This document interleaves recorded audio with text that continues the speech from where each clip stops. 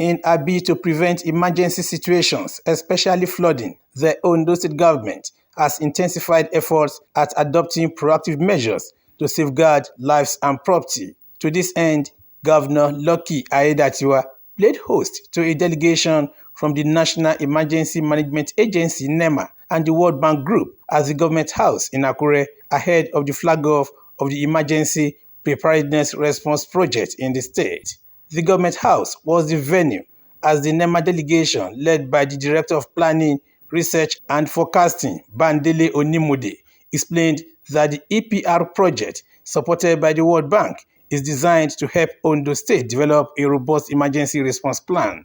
He noted that the project will involve hazard mapping, community sensitization, data collection and analysis, and training of residents on appropriate response measures during disasters. It's a workshop that is going to look at prevalent hazards and risk that is in the state, and we're going to sit down with the representative of local government from the 3 senatorial districts and SEMA to look at what are those things that should be put in place to avert the impact of such disaster when it does occur.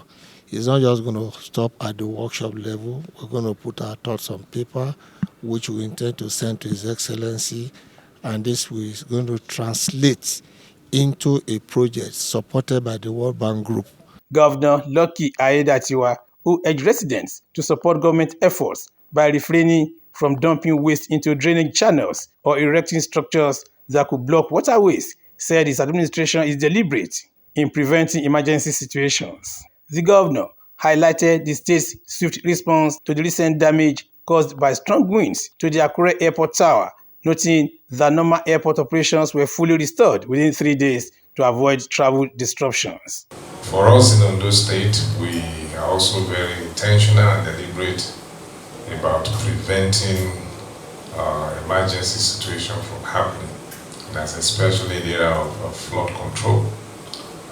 The State Minister of Environment and Minister of Infrastructure, Land and Housing, working together to proactively deploy our amphibian machine to do a lot of channelization before the rain starts.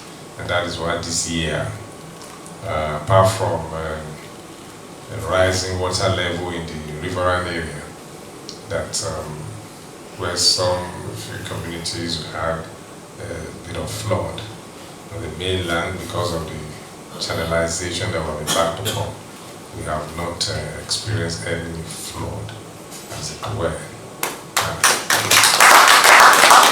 He lamented the long-standing sea incursion in Aiyedatiwa community, describing it as a pathetic situation that had defied measures. It's not a case that Ondo State Government can deal with because it's a major sea incursion along that belt from Aiyedatiwa down to Awuye community.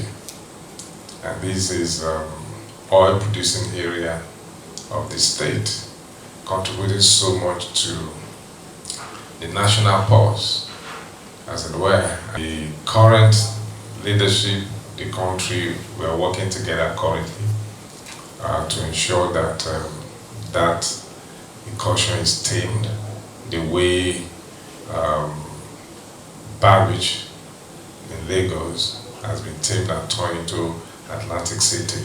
So we are working currently with the people, that's high tech, that did that in Lagos, as introduced by Mr. President. All thanks to him for giving them that instruction to work with us. On the role of the World Bank in the project, Francis Nkoka explained that the institution's mandate is not only to provide financial assistance to both the state and federal governments, but also to offer technical support. With NEMA, when we had the discussion, we saw that it's important to put a lot of effort towards preparedness.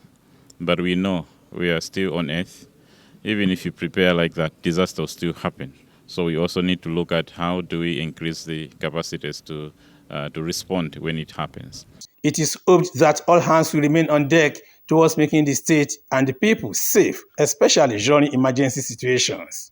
From the Government House in Akure, Wahab Bankole. OSRC News.